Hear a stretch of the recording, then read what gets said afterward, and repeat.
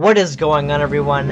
It's Ultimate Spy 53 here, and welcome to another episode of Reviewed number 110. And today, I'm going to be reviewing the movie Kong Skull Island.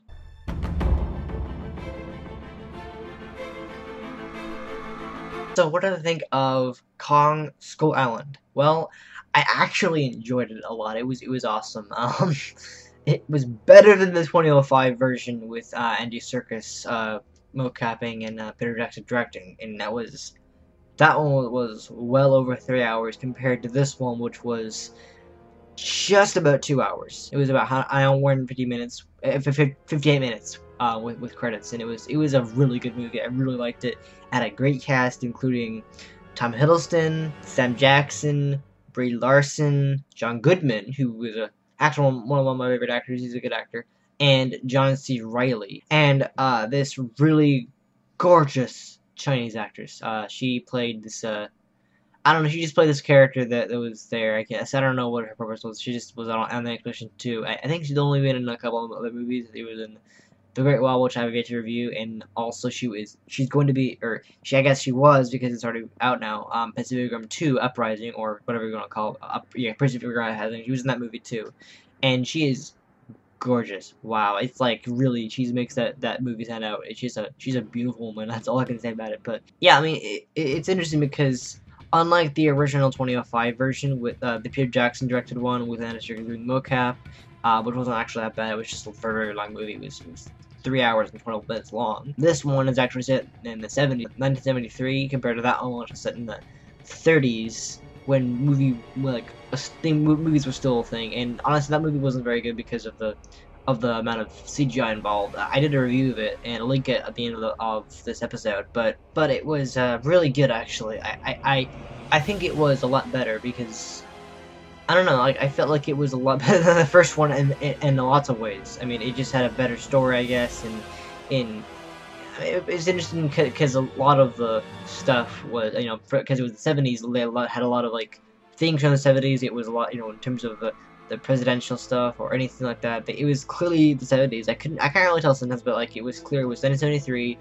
when I think Nixon was, no, he wasn't president. Was he? I don't think so. No, I think he was president in that. I don't know. It was Nixon bottlehead, so I don't really know what that was about. I think he was president during the 1973. I don't know, but it had way better mocap or CGI. I mean, when you use mocap, it's obviously you then CGI that on the character later, but that mocap, you use the mocap as a reference point for the CGI. But it was a lot better. I noticed it was a lot better. I mean, look at that. That looks way better right there. So, yeah, I think it was a great movie. That honestly, it got a lot better in terms of the CGI. Yet special effects were way better than the previous one. Not the first one. I've never seen the first one. That was one back in the 30s or something like that. But I noticed like a lot of the CGI and the special effects were just a lot better in terms of what it looked like. Of like things, because I noticed in the previous movie, which I did a review of, I didn't really notice until now, but like the dinosaurs looked like they were fake, really fake. But in this one, they were dinosaurs, but they were definitely like monster things, and they would look real. So that was definitely an improvement. Although it still had the blood and brutal death scenes, not as brutal, not as like terrible, but like it didn't show quite as often. There was a death scene where one of the guys on the expedition, he like I think that they are gonna go home or whatever, and he gets taken off by these flying creatures, and he gets his arm snapped off which is brutal. It's disgusting, but it's awesome too. It's like that kind of thing. It's just like crazy, and that was a little bit. There was a lot of, like, you know, death scenes in the previous movie, the 2005 version, but it wasn't as, you know, it wasn't as brutal as stuff in this movie, which was, you know, in terms of this one compared to the other one. That one was more brutal than this one. Although there's still brutality in this movie, there's not as much in this one than in the other one. So that was a good thing. There was one scene that I liked a lot, which was absolutely gorgeous, and that was the scene where the Aurora Borealis appears in the night sky, and it's obviously the most beautiful sight you could ever see. Like, literally the most beautiful sight that man has ever seen is this beautiful like aurora. It's amazing. It's absolutely gorgeous, and that showed up in the movie, and I was just like, wow. I don't even know what happened, how it's caused or whatever, but it's a beautiful phenomenon. It's absolutely stunning to look at, and they had that in the movie. I thought that was a great addition to the movie. I'm not sure how necessary it was, but I think it was a very, very good addition, and it made it a lot better to have that in there. So I didn't really expect that. I mean, I've only seen it a couple of times now. I watched it again a couple times more to get the idea of the movie. You know, I've only seen it a couple times now. Sometimes I do a review, and I don't really know what to talk about because I only seen it once. But like now, I really can talk about it, and that was what I really liked about it. That was the beautiful part. But the other beautiful part was Brie Larson and the Chinese woman. I can't remember her name. I think it's like Jin Hua or whatever. Jin Tang is actually the woman that plays her, and she's just Chinese woman. She's absolutely beautiful. She's just gorgeous. I mean, I don't know. The Asians are always not. Well, I guess yeah. Asian. She's Chinese. China is within Asia, so like you can call her an Asian, but she's actually Chinese. Wow, she is beautiful. Oh my god, like both Brie Larson and her make up most what I love it because it's just like wow. She is stunning. She is absolutely gorgeous, and I like both of them. They were. I mean, the Chinese woman didn't really do much, but like the Brie Larson's character, she was a photographer, so she took a lot of pictures. Interestingly enough, though, when you take pictures, they all show in black and white, which is weird unless when they develop their color. But like, I would assume the pictures would have been translated to color by the 70s, right? I don't know if that's how it works, but I would have just assumed because it's like how can a movie set in the 70s where color is a thing be black and white? How can the camera be, you know, take pictures in black and white only? It doesn't make sense. Maybe she just has an old camera. I don't know, but still, I don't really understand how that's a thing. So, on to the main character of the movie, which was called obviously Kong. Obviously different. I didn't really know why they called the previous movie King Kong, although now I realize that it's because he is king of the island. That's why it's called King Kong. And so in this movie, he was savage. He was awesome and savage. This giant beast of a monkey character, like gorilla. Obviously, it was a giant. It was like a giant gorilla. He was awesome. He was badass. He did awesome things. He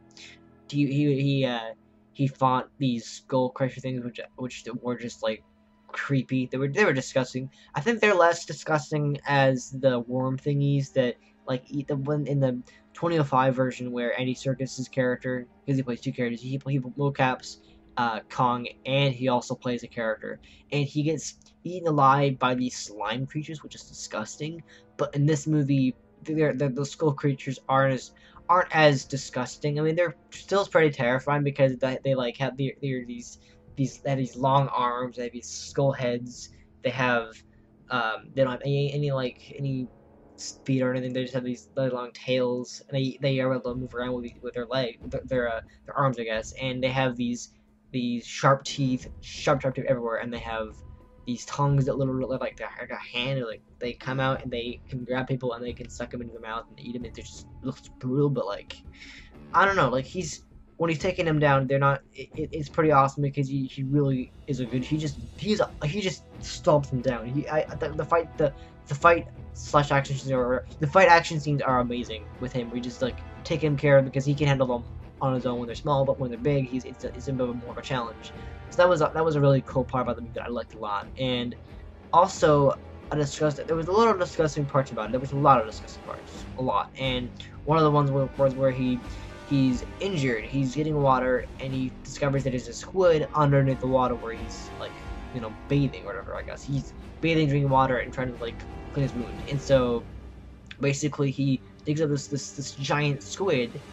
And it's disgusting because not only does he kill it, but he eats it. He eats like parts of it, like he eats the tentacles, and it's disgusting. Cause like I don't know about you guys, but I don't like octopus. No, they're already disgusting creatures. I mean, I don't like octopuses. They're slimy. They're disgusting. They're just not my kind of thing. So yeah, I didn't like that. That was disgusting. But it just kind of showed you how awesome and brutal and amazing he is. as a you know, the ruler of the island. He really is amazing. That's why I liked it. And obviously, like the previous one, lots of characters do die. There's a couple of death scenes. There's a death scene where the skull creatures eat one of the characters. Like I mentioned before, the character that dies by getting his arm chopped off. John Goodman's character unfortunately dies. There's a scene where he's checking his camera, it breaks, and then he realizes that his skull creature literally above him. He's like, oh shit! So he ends up becoming their food. So he just like they just come out and just eat him up, and then swallow him whole, and it's disgusting, but it's also like awesomely brutal in that particular way. So that was what I liked about the movie a lot. It was like, I mean, I didn't love it. I just thought it was like, it was brutal in that awesome way. It's like, oh man, the guy just got eaten, kind of like, you know, any Jurassic Park movie where you see the dinosaurs eat the man whole. That kind of thing. It's like the monster eats the human whole. That's just like, oof, you know. But yeah, I mean, obviously, if it's a King Kong movie, all people are gonna die either. Usually get eaten. Some of them get, you know, they just get whacked by the monster, but like usually it's get them getting eaten by the monster. Usually. So that was really cool. And as for the plot of the movie, it was the same generic plot, but with a different story. And then the original movie that this is the thing where they're going on an expedition. I think it's a slightly different matter. Like they think I think there's a different reason for them going on the expedition. I don't know exactly how it works, but there's a different reason for going on the expedition. And so basically, in the original 25 version, they go on the expedition.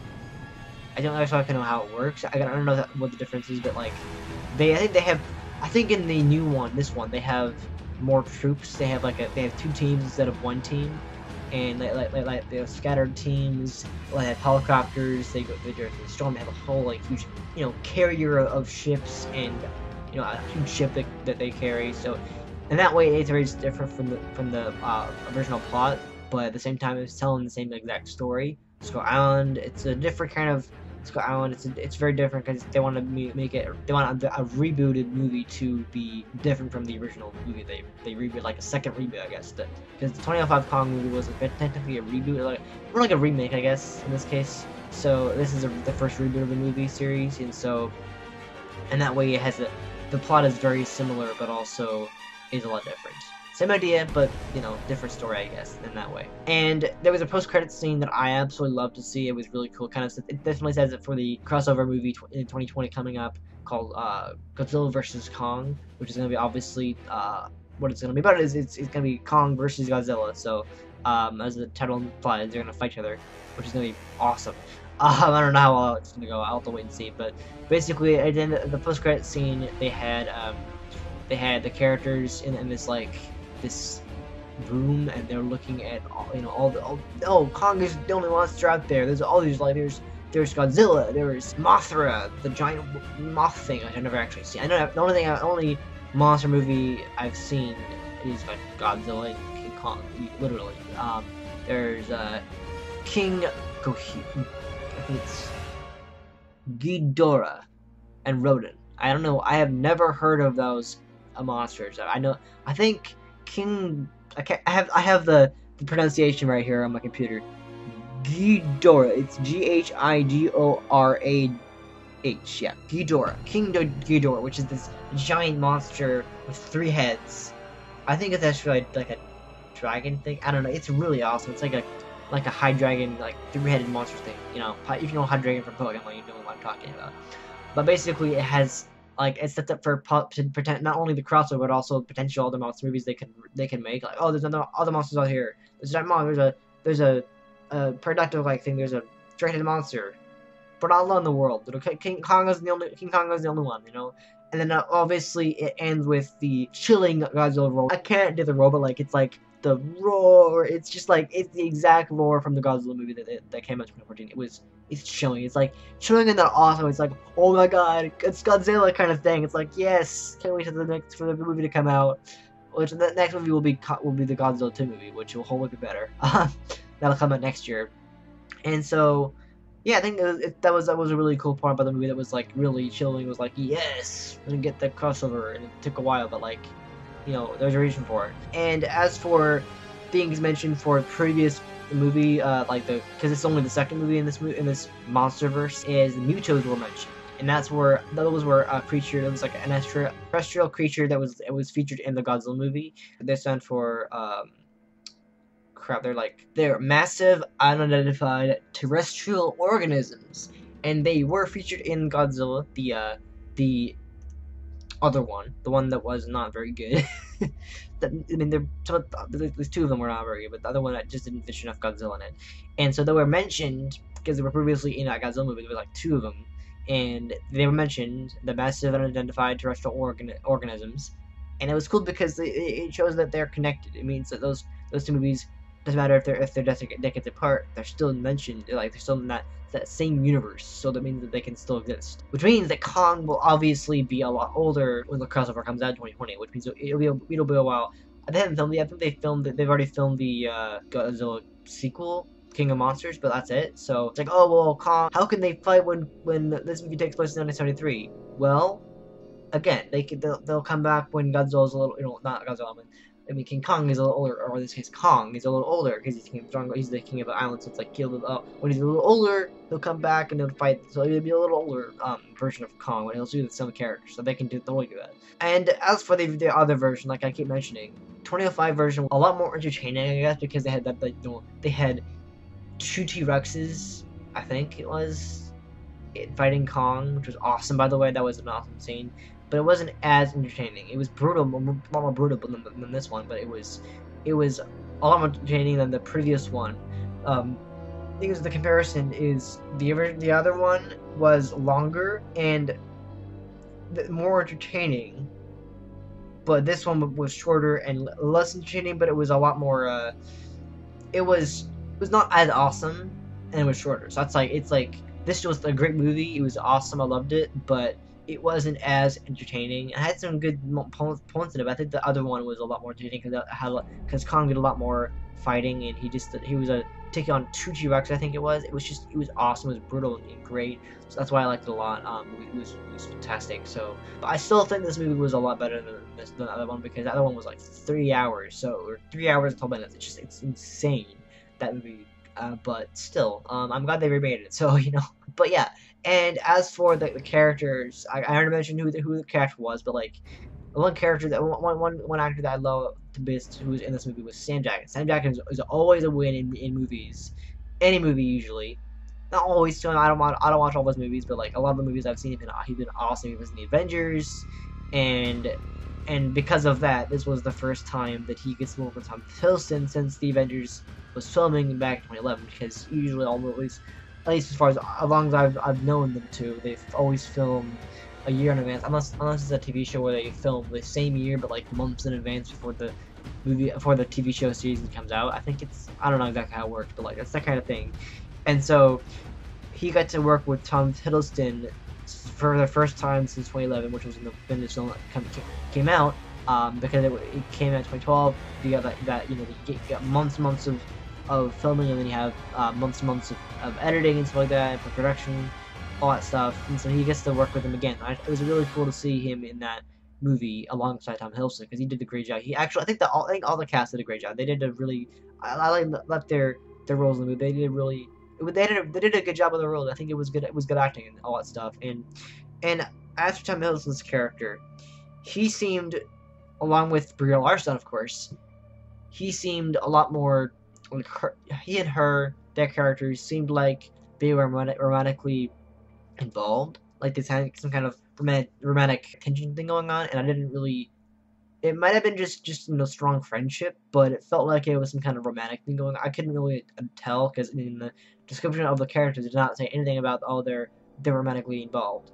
And it looks like they could be, but like as they do spend a lot of time together, and they kind of like they each other. They're very close to each other, but like I don't think.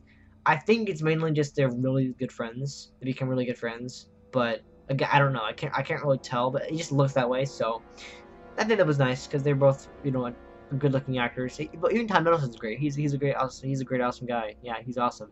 And as for John C. Reilly, he plays this character who's this Army Air Force lieutenant who has been on Skull Island since 1944, making his time there 29 years.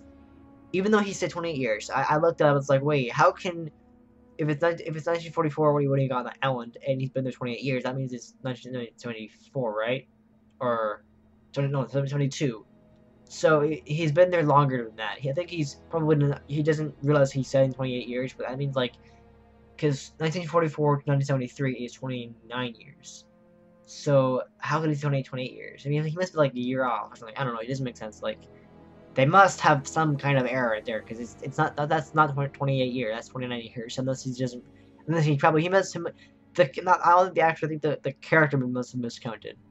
I don't know, but he was a really interesting character because he'd been on there for years and years and years. He knew the island very well. You know, he was in he was involved in this like these people, this like tribal people who didn't talk at all. They were just like there, and they kind of, I guess they kind of worship. Yeah, I don't know what their deal was. They're like these tribal people with like this face paint or whatever. They were really strange, and most of them were bald and all that stuff. It was just weird. And so he's been kind of hanging out with them. And the beginning of the movie did have a scene where him and a other guy were like, they were on the island, and that guy ended up dying because of I think Kong ended up killing him. I don't know exactly how it works, but he was a very interesting guy because it turns out we get a lot more backstory of him. We find out that he has a wife. In the movie, he comes home with his wife after 29 years of being on the island, and literally his wife like couldn't believe his home. Kind of like that those movies where the husband comes home after years and years and years and years and years of being away, presumably dead, and the wife's like, "Oh my God, you're back.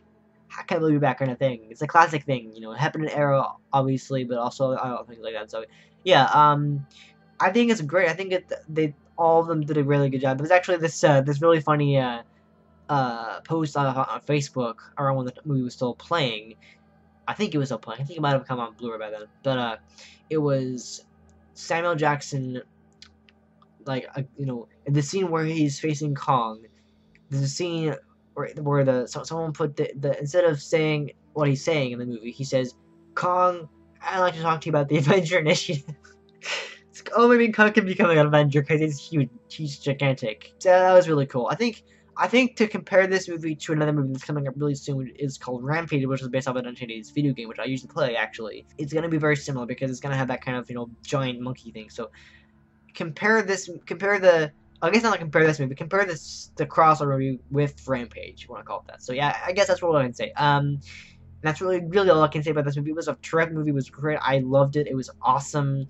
They did a really good job with the movie. It was disgusting. It was brutal. It was awesome.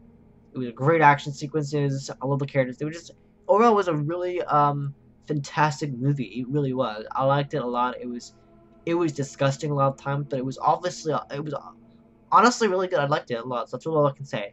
So anyway, I'm gonna give this a 10 out of 10, just because it was fantastic and perfect. I had no problems with it at all. I think a takeaway with this movie is the fact that both this movie and Godzilla, they're both reboots in their respective franchises. So I think it's really cool to have both movies, Godzilla and King Kong, or Kong Skull Island, be both reboots and like have a new franchise. Both these movies be reboots of the respective franchise. I think it's a perfect way to do it, is having them both reboots. And interestingly enough, Godzilla the movie, like the one from 2014 that was mentioned in this movie, it didn't like the Godzilla only got like 5-10 minutes of screen time in this movie, but with this movie, Kong got like 75%. He got featured heavily in this movie. That's like, that's why the previous movie Godzilla was disappointing, because he didn't have enough Godzilla in it.